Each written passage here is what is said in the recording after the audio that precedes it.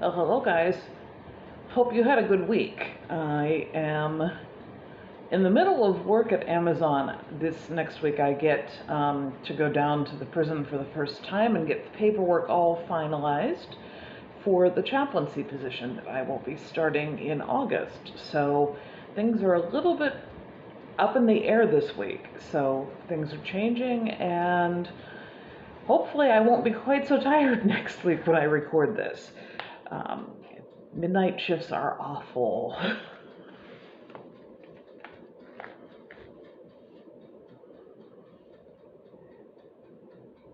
This week we're talking about the parable of the wheat and the weeds. When you hear this parable, oftentimes people will apply this to other people, but I want you to consider the parable from your own life's perspective today. Um, Let's go ahead. This is Matthew 13, verses 24 through 30, and then Jesus explains it a few verses later. What happens in these parables in Matthew is that there will be a parable, Jesus will do something, and then the disciples will get him alone later at night, and then he explains the parable. So we skip what happens in between, and then we go straight to the explanation. So that's what happens here. Hear these words. Jesus told them another parable. The kingdom of heaven is like someone who planted the good seed in his field. While people were sleeping, an enemy came and planted the weeds among the wheat and went away. So when the stalks sprouted and bore grain, then the weeds also appeared. The servants of the landowner came and said to them, Master, didn't you plant the good seed in your field? How is it that it has weeds? The enemy has done this, he answered. The servant said to him, Do you want us to go and gather them? The landowner said, No, because if you gather the weeds, you may pull up the wheat along with them. Let them both grow side by side until harvested. At the harvest time, I will say to the harvesters, First gather the weeds and tie them together in bundles to be burned, but bring the wheat into my barn. He told them another parable. The kingdom of heaven is like the mustard seed that someone took and planted in the field. It is the smallest of all seeds, but when it is grown, it is the largest of all vegetable plants. It becomes a tree so that the birds in the sky can come and nest in its branches.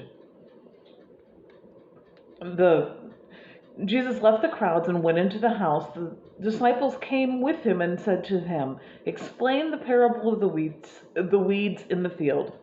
Jesus replied, The one who plants the good seeds is the human one. In the field is the world, and the good seeds are the followers of the kingdom, but the weeds are the followers of the evil one. The enemy who planted them is the devil. The harvest is the end of the present age, and the harvesters are the angels. And just as people gather the weeds and burn them into the fire, so that at the end, so it will be at the end of the present age. The human one will send his angels, and they will gather out of the kingdom all things that cause people to fall away, and all people who sin. He will throw them into the burning furnace. People there will be weeping and grinding their teeth. Then the righteous will shine like the sun, and in their Father's kingdom. Those who have ears should hear. May God bless the reading and the hearing of this God's holy word. Amen. As I said earlier when I started this, I want you to think of this not as who's a wheat and who is a weed. I want you to think about where in your life are the weeds and where is the wheat. Many people don't look at that this way. I'm going to start by telling a story that you probably have heard before. Once upon a time, there was a little girl who lived in a village near the forest. Wherever she went, whenever she went out, the little girl wore a red riding cloak. So everyone in the village named her Little Red Riding Hood. One morning, Little Red Riding Hood asked her mother if she could go to visit her grandmother, because it had been a while since they had seen each other. "That's a good idea," her mother said. So they packed a nice basket for Little Red Riding Hood to take to her grandmother. When the basket was ready, the little girl put on her red cloak and kissed her mother goodbye. "Remember to go straight up to grandmother's house," the mother cautioned. "Don't dawdle on the way, and please don't talk to strangers. The woods are dangerous." "Don't worry, Mummy," said Little Red Riding Hood. "I'll be careful." But when Little Red Riding Hood noticed some lovely flowers in the wood, she forgot her promise to her mother. She picked a few, watched the butterflies flit about for a while, listened to the frogs croaking, and then picked a few more flowers. Little Red Riding Hood was enjoying the warm summer days so much that she didn't notice a dark shadow approaching from the forest behind her. Suddenly, a wolf appeared beside her. "What are you doing out here, little girl?" the wolf asked in a voice as friendly as he could muster. But it wasn't really all that friendly. "I'm on my way to see my grandma, who lives through the forest near the brook," Little Red Riding Hood replied. Then she realized how late she was and quickly excused herself, rushing down the path to her grandmother's house. The wolf, meantime, took a shortcut. The wolf, a little out of breath from running, arrived at Grandma's and knocked lightly on the wood at the door. "Oh, thank goodness, dear. Come in, come in. I was worried sick something had happened to you in the forest," said Grandma, thinking that the knock was her granddaughter. The wolf let himself in. Poor Granny did not have time to say another word before the wolf gobbled her up. The wolf let out a satisfied burp and then poked through Granny's wardrobe to find a nightgown that he liked. He added a frilly sleeping cap and for good measure dabbed on some of Granny's perfume behind his pointy ears. A few minutes later, Red Riding Hood knocked on the door. The wolf jumped into bed and pulled the covers over his nose. "Who is it?" he called in a cackly voice. "It's me, Little Red Riding Hood." "Oh, how lovely. Do come in, dear," croaked the wolf. Then Little Red Riding Hood entered the little cottage. She could scarcely recognize Grandmother. "Grandmother, your voice, it sounds so odd. Is something the matter?" she asked. "Oh, I just have a touch of cold," squeaked the wolf, adding a cough at the end to prove the point. "But Grandmother, what big ears you have," said Little Red Riding Hood, as she edged closer to the bed. "How the better to hear you, my dear," replied the wolf.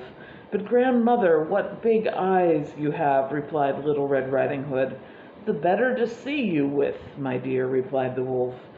"But Grandmother, what big teeth you have," replied Little Red Riding Hood, her voice quivering slightly. "The better to eat you with, my dear," roared the wolf, and he leapt out of bed and began to chase the little girl. Almost too late, Little Red Riding Hood realized the person in the bed was not her grandmother but a hungry wolf. She ran across the room and through the door, shouting help.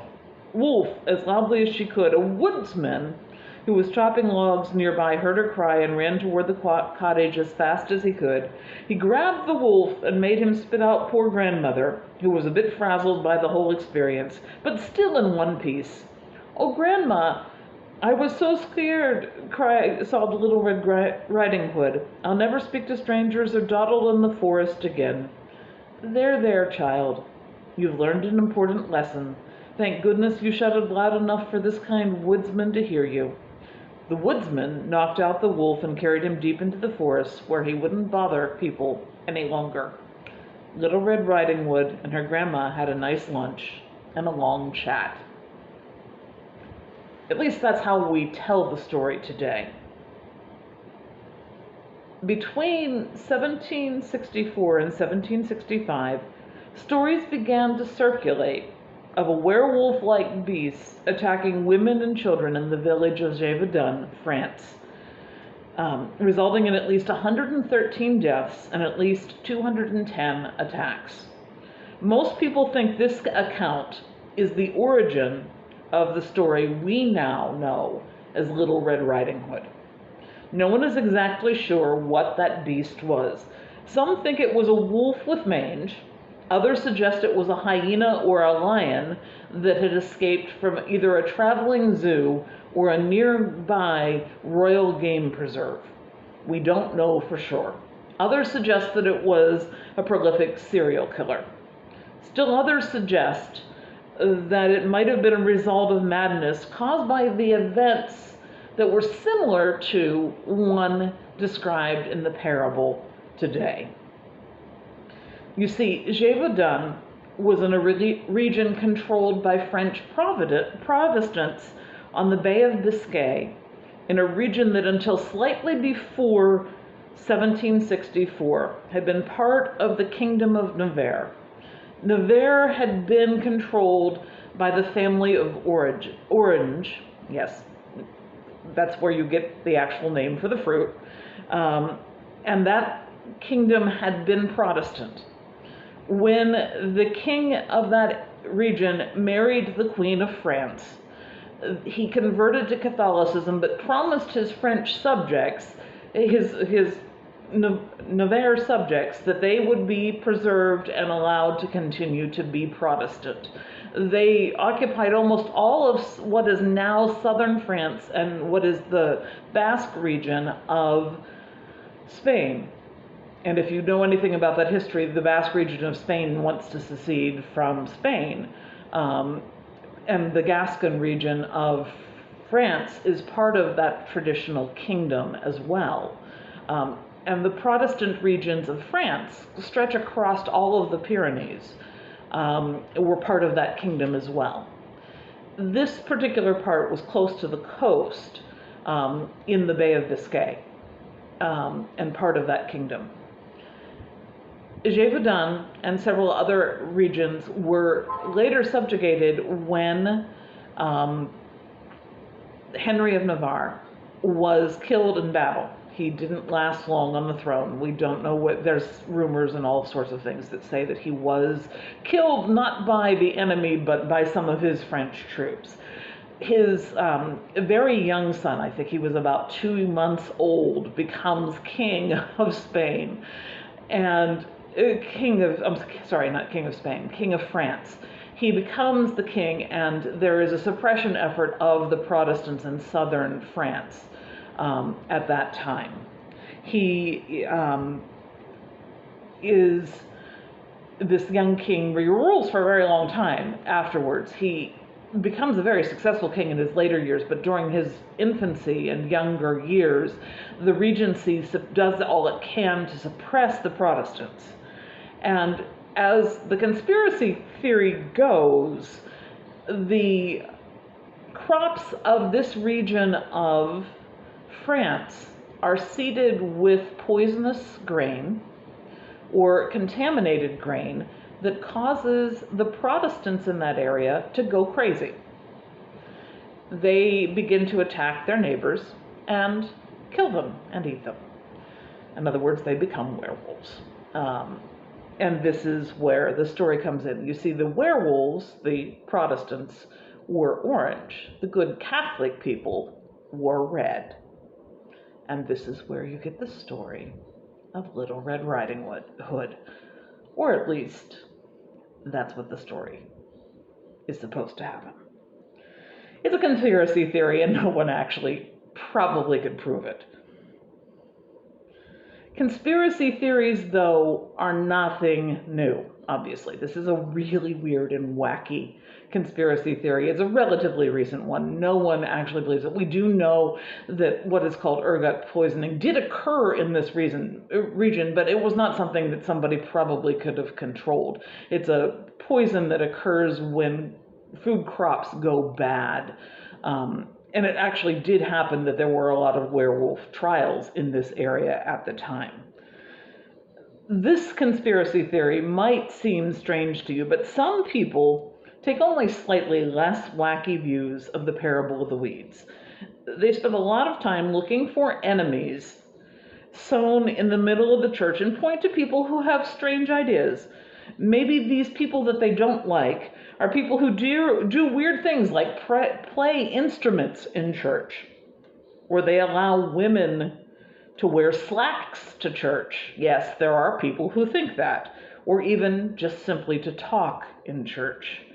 The idea, whatever it is, may seem trivial to you, but these people take it so seriously that they will split a church over it.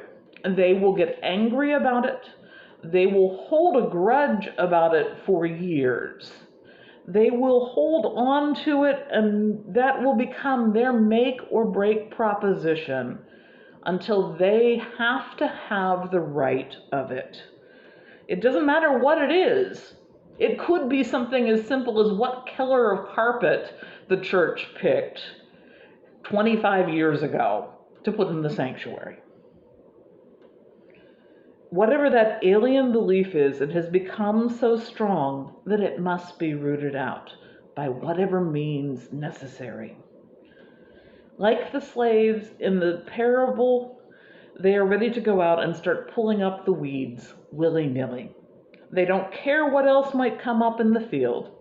They don't care who they might tear out, and what of the grain that they might destroy at that time with the poisonous weeds. Doesn't matter one bit. It must come out. And it must be gotten out that minute. They cannot bear the idea of the intermingled crop for 1 minute more. And just like the wars of religion, which that story of Gévaudan is all about, it usually leads to tragic results. Innocents get hurt. We don't usually kill people these days, but people still get injured. Feelings get trampled on, people leave, and their faith is sometimes shattered. Like the wise estate owner, Jesus cautions against this rush to judgment. No, the estate owner answered, because as you gather the weeds, you might pull up some of the wheat along with them. Let the wheat and the weeds grow up together until the harvest. Then I will tell the harvest workers to pull up the weeds first, tie them in bundles and burn them, then to gather in the wheat and put it in my barn. And as I said earlier, that's still not probably where we should be going with the parable. Not to be judging someone else. We probably need to be looking more at our own lives. What is it that we need to be turning over and pulling up? Where are the weeds in our own lives?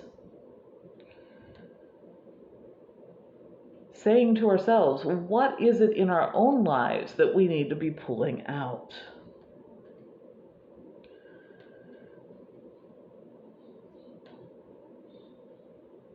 Parables are stories are usually meant to be targeting the hearer and not someone else. There are occasions when that really is the case. And Jesus doesn't make any bones about that when that's the case. There are a couple of parables that are so pointed you get the point immediately that they are talking about someone. But this parable really is meant for the hearers to look at themselves. The question for us is not who is the wheat or the weeds, but what part of my life is wheat and what part of my life is weeds. Our job is not to judge another person, but to look at the field of our own individual life and judge how well we've been growing a crop that has been sown in it. When the harvest begins, what will God find in it? Will God find what we have done merciful, justice-loving, and humility-filled? Will we have shown our love of God and neighbor consistently in thought and deed? Will our manner of speech and the decisions we make show our care for the environment and for the poor? Yes, there is a time for discerning the spirit of an age. When we look at the trends and tendency of an age, we are called to ask the same questions. Does this age show forth the care of God's creation, the love of neighbor, and the concern for the poor? Does it destroy the earth, drive wedges between people, and fail to help those who are most in need? Do the decisions made by people in charge help those who cannot help themselves or not? In Gévaudan and the French Alps and in the Flemish corridor of France, the French Protestants eventually had no choice but to flee. They fled first to Holland and then took ship to England and Scotland. Then they came over the sea to America. They settled in what would become Maine and Vermont, in New York and Pennsylvania, and then many of them went westward to seek cheap land. Those that stayed in England and Scotland would become the basis of the story that Baroness Orczy tells in the story of the Scarlet Pimpernel. In the United States, they preserved their culture in their names and in certain words that we use. They also gave us certain foods like donuts, of all things. They brought with them memories of their old ways. And they brought with us some hymns and the confessions that were passed down into the Christian church, and from there into the Congregational Christian Church and the United Church of Christ. The few who remained in France during World War II hid Jews and Gypsies among themselves in their villages. Some of them giving fake certificates of baptism to try to hide them, and some of them paid with their own lives. In the villages of the French Alps and Pyrenees, and in the Languedoc, which is the region of the village of Gévaudan, people risked their lives to save their friends and strangers. They would hide children in their schools. People who had once been called werewolves and beasts, whose languages had been choked out by the French-only drives of the previous century, and who had been ridiculed as unpatriotic, stood fast in the face of torture. When asked why, oftentimes their only answer was they did it for the love of God. They discerned the age, and more importantly, they discerned the will of God. They remained true to the God of their faith and their ancestors, and walked faithfully with that God. Of them I have no doubt. Jesus will say, then God's people will shine like the sun in their Father's kingdom. May it be said also of us. Amen.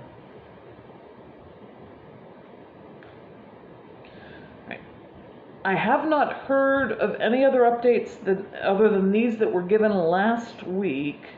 Emily Nelson had several things done at Mayo Clinic, and we want to continue to keep her in prayer. Please keep Tom and Jesse Kramer in prayer. Both of them have multiple health concerns.